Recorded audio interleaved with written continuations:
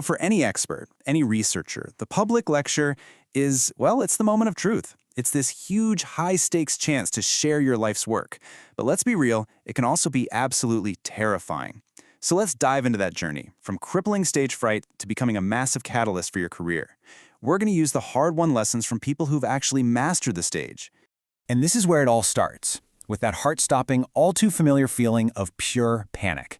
I mean, this isn't some made-up fear. This is the real, raw experience of Jared Canizet, the CEO of academicjobs.com. It happened during what was supposed to be his breakout TEDx talk. It's that kind of moment that can define you, for better or for worse. Canizet's story is just such a powerful reminder of that nightmare scenario every speaker has to face, the spotlight and the silence. You know what I mean? That deafening quiet when every single eye in the room is on you, just waiting for all that brilliance you have on paper to actually come to life on stage. What's happening in that moment is the ultimate test, right? It honestly doesn't matter how many papers you've published or how incredible your data is. When you're up there, the only thing that matters is your ability to connect with the actual human beings sitting right in front of you. And yeah, that can be a seriously daunting prospect. So how do you get over that fear? How do you actually make that connection? Well, this is the big reveal. The key isn't to just throw more data or more facts at people.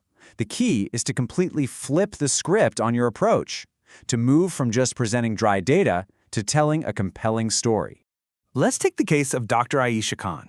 She's a brilliant climate scientist who got rejected from TEDx count 'em, 5 times in a row. And the feedback she kept getting was always the same. It's too technical, there's not enough story. Her talks were packed with crucial info, but they were missing that all-important human connection. This slide shows you the exact change she made. It was a game changer. She completely ditched that overwhelming 47-slide data dump we all see in academia. Instead, she focused everything, and I mean everything, on one single, powerful idea and wrapped it up in a story about her work, our planet, and our future together. That shift changed everything for her. And how did she structure it? With a super simple, incredibly memorable formula, the rule of 3. She told 3 different stories to get the audience engaged. She offered 3 clear takeaways they could actually remember, and she made 3 specific calls to action so they knew exactly what to do next. Simple, right? But so effective. But look, having a great story is only half the battle. If you really want to move your career forward, you have to deliver that story with confidence. So now, let's get into the practical side of things. How you actually go about practicing, polishing, and performing your talk. So how do you go from feeling like a total imposter to actually owning that stage? Well, the journey of Professor Marcus Rivera gives us the answer. And here's a hint. It's not about being a natural-born speaker. It's about building the skill, deliberately, one step at a time. His secret? He started small. He didn't try to get on a massive TED stage right away. Nope, he started with low-stakes events, like a Science in the Pub series his department ran. These became his training rounds. It was where he learned the subtle art of performance, how to read a room, when to pause for dramatic effect, and how to really hold an audience's attention. And here's Professor Rivera's first tip, and trust me, this one is non-negotiable if you're serious about getting better.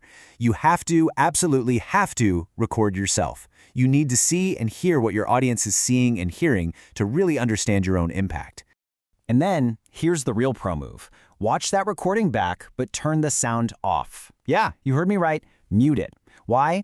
Because your body language tells the real story. Are you standing confidently? Are you engaging? This forces you to focus on all those powerful nonverbal cues you're sending out. Okay, now let's talk about the payoff. Because the real magic, the part that actually transforms your career, it often happens after the applause has faded. You might think the work is over when you walk off stage, but in a lot of ways, it's just beginning. 200. Just look at that number. What is that? Well, that's the number of professional contacts Dr. Aisha Khan made after her successful talk. And these weren't just names on a list. These were active connections she built by following up. This one number represents a massive wave of new opportunities. And this chart here breaks down what those opportunities actually were. For both Dr. Khan and Professor Rivera, public speaking wasn't just about sharing what they knew. It directly led to grant collaborations, invitations to be on podcasts and write op-eds, and even a tenure-track job offer. I mean, these are real, tangible, career-changing results.